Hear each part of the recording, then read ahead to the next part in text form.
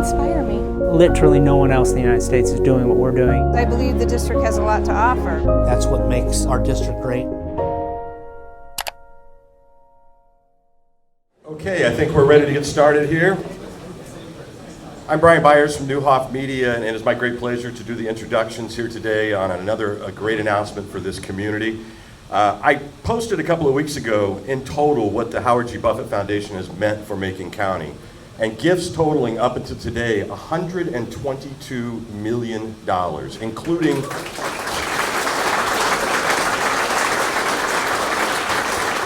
Okay, we're done with that part. Now bear with me. We're done with that part. Okay, Come on. including a Heroes Hall we're standing in today. And in fact, the conversation about today's announcement sort of started with this Heroes Hall and goes back to about November of 18 when we first started talking about it. Very exciting. But I, for one, don't take this for granted. I know what it means for our quality of life. I know what it means for safety and public safety. And I know what the sheriff and undersheriff now means to the men and women in this room that are on the front lines in the streets of this community every single day. So I'm very pleased to introduce to you today Mr. Howard G. Buffett.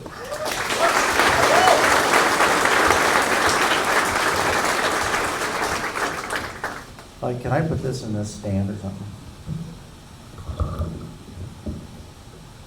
Can you hear me? No. I'm not very technical. Everybody at the office is laughing at me now. I can't hardly make my iPhone work. So it was great to see Kevin Greenfield, Chairman Greenfield's here, and we struggled to get him here because first we had to tell him he couldn't wear his shorts. He wears them everywhere. And then he kept texting Tom Snyder and asking him if he needed to rent a tie for the event, and so we told him no. So, but he made it, and I want to thank the mayor for being here. I had a couple jokes about her, but Brian told me I couldn't tell him. So, and the man of the hour, the day, the year, Sheriff Dawson. So Brian will probably tell you about what the actual institute's going to be, but I want to tell you how hard it was to name it after Jerry. I called him and I said, hey, Jerry, we're doing this Civic Leadership Institute, and I can't think of anybody better than to put your name on it. And first thing he did is he hung up on me. So I waited a little bit and called him back. He didn't really hang up on me. And he said, no, he says, I don't want my name on anything. And I said, look, Jerry, you were sheriff, city council, you spent countless hours giving your time for teaching. I said, this is what this is all about. It's about giving back to the community. It's about understanding how to use your time, talent, money, whatever you have to support your community and the people in it, especially the young kids. And some of them are here. Sorry, I call you kids. When you're ancient like I am, I can call you kids. So the second conversation didn't go much better. And then he calls me, and I thought, well, this is good news. But then he says, yeah, I talked over the family. I just don't name it after me. I really don't want to do that. So I wasn't doing very well. So I thought, Jerry, here's the deal. If you don't text me in the next 15 minutes and say, absolutely not, you can't name it after me, then I'm going to name it after you. And then I just hung up and I turned my phone off. So the point of the story is Sheriff Dawson is a very humble man, and we really appreciate him being able to be part of this in such a big way, because he is a great demonstration of what we're trying to accomplish. The important part of this institute is about giving young people a better opportunity to participate in their community. So we looked at and I don't know, I think it mentions this in the press release about the scholarships. So there's about $400,000 for scholarships for those students who will end up qualifying, and they'll put the committee together and go through all that process. But and I'm sure that as successful as the Ag Institute has been, that if this is as successful, we will be hearing from Brian and Zach and a few others saying we need another check to give more scholarships, which would be great. We would love to do that if that's what happens. But at the end of the day, as you look around, it's not just Decatur. There's so much I don't know how else to say it, but there's a lot of hate and viciousness and frustration and just, negative things that are going around, and I think social media adds to that. And we need our young people to understand there are great opportunities, just not in Decatur, but everywhere, but particularly, especially in Decatur. If you're in Eisenhower, MacArthur, you can stay here in Decatur and have a great opportunity with a great career. So we looked at some of the things that are offered at Richland, because we're going to keep the money here at home. And there's, criminal justice and political science and nursing, emergency services.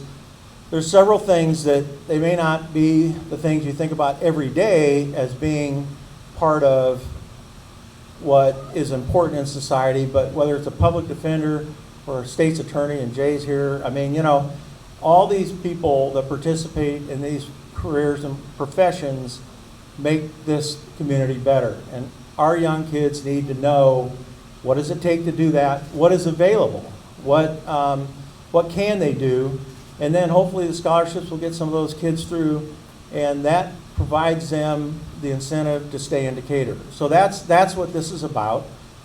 We hope it grows. These guys over here can tell you the Ag Institute has just been amazing. We funded 2 teachers, and I think the school system is funding 2 more now with the kind of participation we've had. So hopefully this institute will be similar in nature in terms of the participation, the excitement, and the interest, because at the end of the day, when kids graduate from high school, many of them will not go on to a 4-year college, but there are great opportunities. You don't have to go to a 4-year college to have great opportunities. And if you do, that's great. But some kids can't afford it.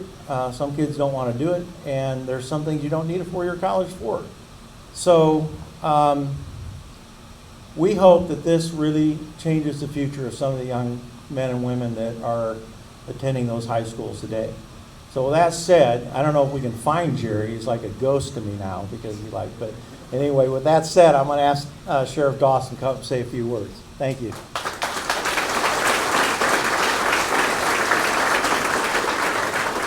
Actually, I think Howard was running out of people to name things after, so it just kind of ended up with me. Part of what he said is true. I did call Tom Snyder, and I said, Tom, can you get me out of this? And he basically said, yeah, good luck with that, buddy. So I'm not going to turn a man like Howard Buffett down. And wait, Jerry, but you did. but I'm here. And he sent me a little bio, and he nailed it. I'm dating myself, but back in the mid-'80s, I was a detective for the sheriff's office, and I got stuck doing all the juvenile stuff. Well, they closed our detention center, and guess who had to drive these kids to Bloomington, Champaign, Springfield, Peoria, wherever we could get a bed. So I had a lot of one-on-one time with juvenile delinquents, for lack of a better word. And it changed my view of how I looked at people I arrested, or perpetrators. And some of these kids I actually got through, some of them I didn't. But the point was they could be saved. And if we can turn around just the attitudes where people, how they look at law enforcement in general, or criminal justice in general, not just cops and correctional officers, but probation officers and clerks and everybody that's, part of this team. And we really need to get these young people looking at that as a viable career. And that's exactly what it is. It's a career, it's not a job. But I am very flattered that he would want to put my name on this. Coming up through the ranks, everybody said, the sheriff's taking credit for this, and I did it. And the city council's taking the credit for that. So I've always had this attitude, to spread the good feelings to everyone else. So, but I am humbled that they would put my name on this, and I really want it to succeed because I really believe in what this message is sending to the young people in our community. Thank you.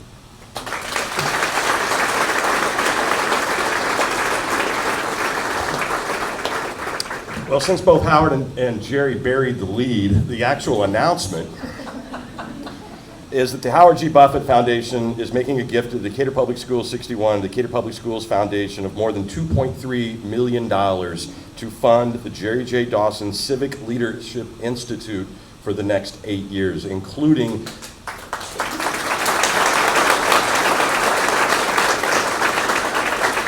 the $400,000 in scholarships for Richland Community College, which will go towards emergency medical services, nursing, nursing assistance, criminal justice, and their political science program. So without further ado, I'd like to introduce Dr. Paul Frigo, the superintendent for District 61.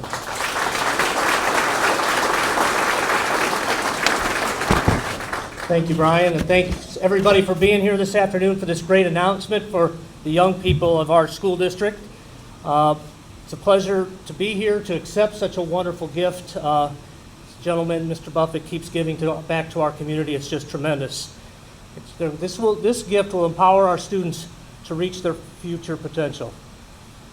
This investment and the creation of the Jerry J. Dawson Leadership Institute will not only shape our students into capable leaders, but will create a direct pipeline to meaningful careers that serve our community.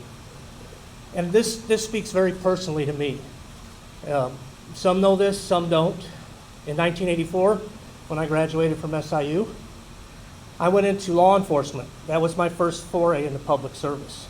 I served as a St. Louis County police officer and then transitioned into education, and for the last 32 years have been working in education. So this speaks close to my heart as an opportunity for our kids. Sheriff Dawson, thank you for your service to our community. Appreciate that very much. I know our students are going to get a tremendous experience in learning from you that the example you set as a community leader. This gift, along with the gift from the Buffett Foundation to establish the Ag Academy we see represented here today, is all about providing relevant learning experiences for our students that we know is so valuable. It gives them a career, a goal, a vision, a mission to move on through their educational life. So I just want to say thank you again to Mr. Buffett to continue to invest in Decatur and continuing to invest in our kids. Thank you very much.